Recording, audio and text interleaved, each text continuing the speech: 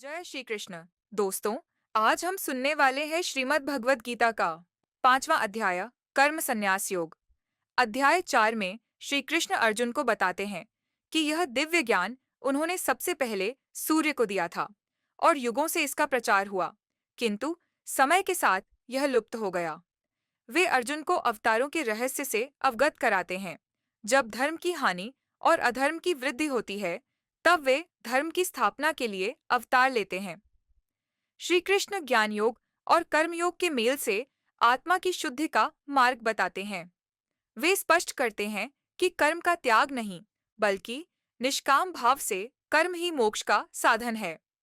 यज्ञों के अनेक प्रकार, ज्ञान, तप, द्रव्य, प्राणायाम का वर्णन करते हुए वे ज्ञान यज्ञ को श्रेष्ठ बताते हैं।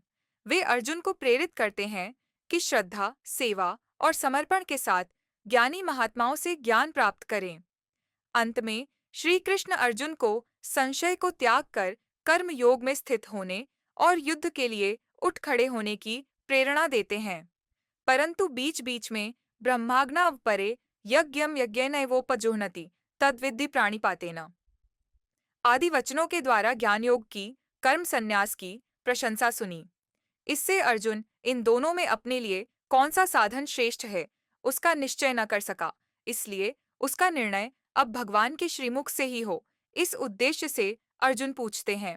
अर्जुन बोले, हे कृष्ण, आप कर्मों के संन्यास की और फिर कर्म योग की प्रशंसा करते हैं, इसलिए इन दोनों साधनों में से जो एक मेरे लिए भली भांति निश्चित कल्याणकारक साधन हो, उसको कहिए। श्री भगवान बोले, कर्म संन्यास और कर्मयोग ये दोनों ही परम कल्याण के करने वाले हैं, परंतु उन दोनों में भी कर्म संन्यास से कर्म योग साधन में सुगम होने से श्रेष्ठ है।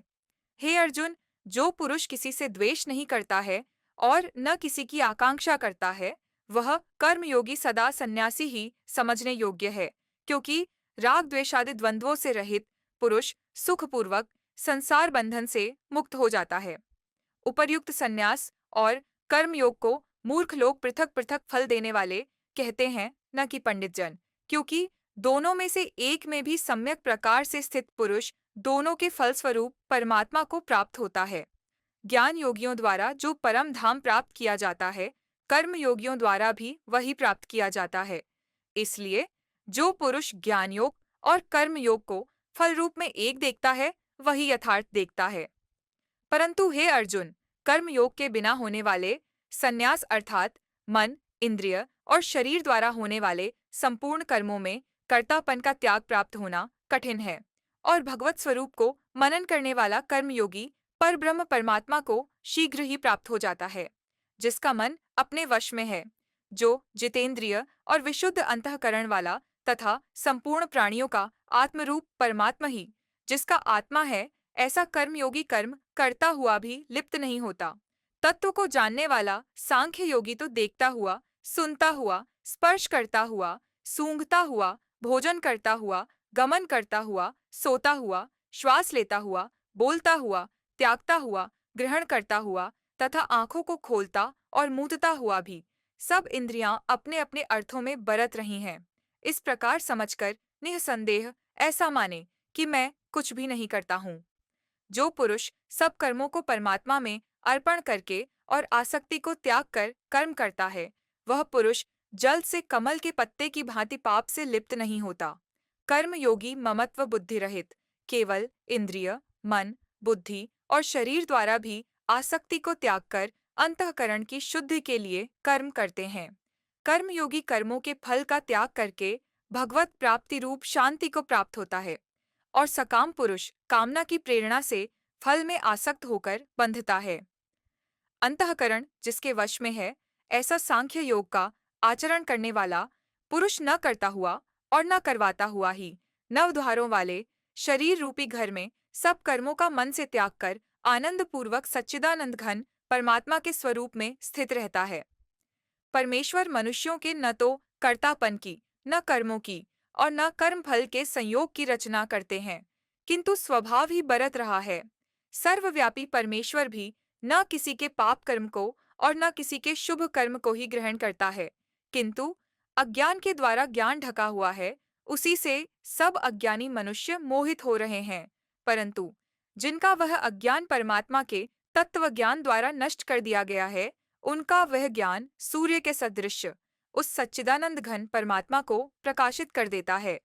जिनका मन तद्रूप हो रहा है, जिनकी बुद्धि तद्रूप हो रही है, और सच्चिदानंद घन परमात्मा में ही जिनकी निरंतर एक ही भाव से स्थिति है, ऐसे तत्परायण पुरुष ज्ञान के द्वारा पापरहित होकर अपुनरावृत्ति को अर्थात परम गति को प्राप्त होते हैं। वे ज्ञानी जन विद्या और विनय युक्त ब्राह्मण में तथा गौ, हाथी, कुत्ते और चांडाल में भी समदर्शी होते हैं।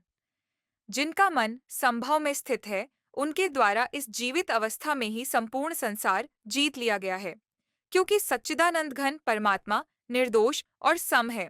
इससे वे सच्चिदानंद घन परमात्मा में ही स्थित है।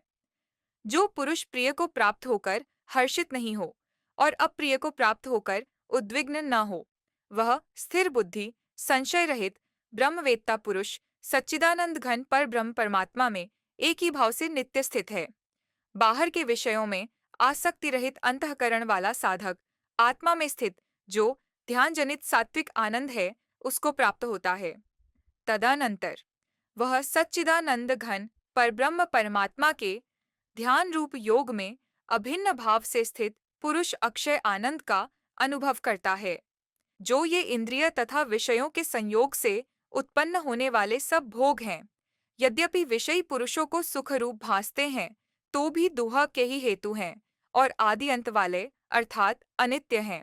इसलिए हे अर्जुन, बुद्धिमान विवेकी पुरुष उनमें नहीं रमता। जो साधक इस मनुष्य शरीर में शरीर का नाश होने से पहले पहले ही काम क्रोध से उत्पन्न होने वाले वेग को सहन करने में समर्थ हो जाता है, वही पुरुष योगी है और वही सुखी है। जो पुरुष अंतरात्मा में ही सुख वाला है, आत्मा में ही रमण करने वाला है तथा जो आत्मा में ही ज्ञान वाला है, वह सच्चिदानंद घन पर ब्रह्म परमात्मा के साथ एक ही भाव को प्राप्त सांख्योगी शांत ब्रह्म को प्राप्त होता है। जिनके सब पाप नष्ट हो गए हैं, जिनके सब संशय ज्ञान के द्वारा निवृत्त हो गए हैं, जो संपूर्ण प्राणियों के हित में रत हैं और जिनका जीता हुआ मन निश्चल भाव से परमात्मा में स्थित है, वे ब्रह्मवेत्ता पुरुष शांत ब्रह्म को प्राप्त होते हैं।